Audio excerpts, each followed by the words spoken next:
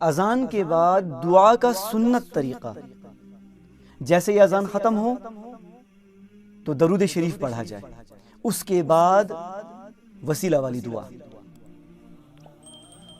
اور اس کے لیے میں آپ کے سامنے اگر حدیث پیش کروں، حضرت عبداللہ بن عامر بن عاص رضی اللہ تعالی عنہ سے روایت ہے یہ حدیث کہ رسول اللہ صلی اللہ علیہ وآلہ وسلم نے فرمایا، جب تم مؤذن کو سنو تو تم بھی وہی کہو جو مؤذن کہتا ہے، پھر مجھ پر درود پڑھو.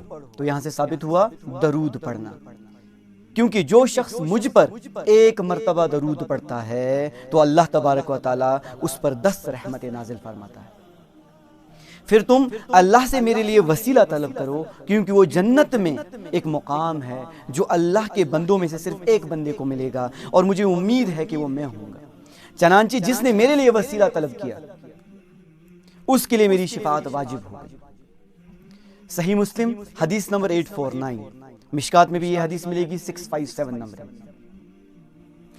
اب اس سے ہمیں سنت طریقہ یہ پتا چلا کہ اذان کے بعد پہلے درود پڑھنا ہے، اس کے بعد وسیلہ کی دعا مانگنی ہے. وسیلہ والی دعا آپ کو مل جائے گی صحیح بخاری میں حدیث نمبر 614، مشکات میں بھی اسی کے حدیث کے بعد مل جائے گی 659 پہ. حضرت جابر بن عبداللہ رضی اللہ تعالیٰ عنہ بیان کرتے ہیں کہ نبی اکرم صلی اللہ علیہ وآلہ وسلم نے فرمایا، جو شخص اذان سن کر یہ پڑھ لے، اللہم رب هذه الدعوة التامة والصلاة القائمة آت محمد الوسيلة والفضيلة وابعثه مقاما محمودا الذي وعده. تو نبی اکرم صلی اللہ علیہ وآلہ وسلم نے فرمایا کہ اس کے لیے روز قیامت میری شفاعت واجب ہوگی. تو یہ سنت طریقہ اذان کے بعد دعا پڑھنے کا، پہلے درود پڑھا جائے، اس کے بعد وسیلہ کی دعا مانگی جائے.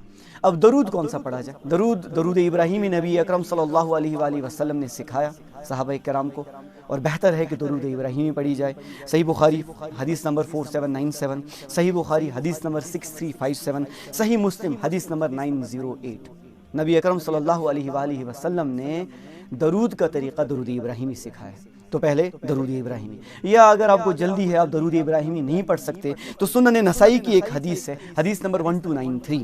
حضرت زید بن خارجہ رضی اللہ تعالیٰ عنہ سے پوچھا، انہوں نے فرمایا رسول اللہ صلی اللہ علیہ وآلہ وسلم سے پوچھا تھا تو آپ صلی اللہ علیہ وسلم نے فرمایا، مجھ پر درود پڑھو اور خوب کوشش سے دعا کرو اور کہو اللہم صلی علی محمد وعلی آل محمد.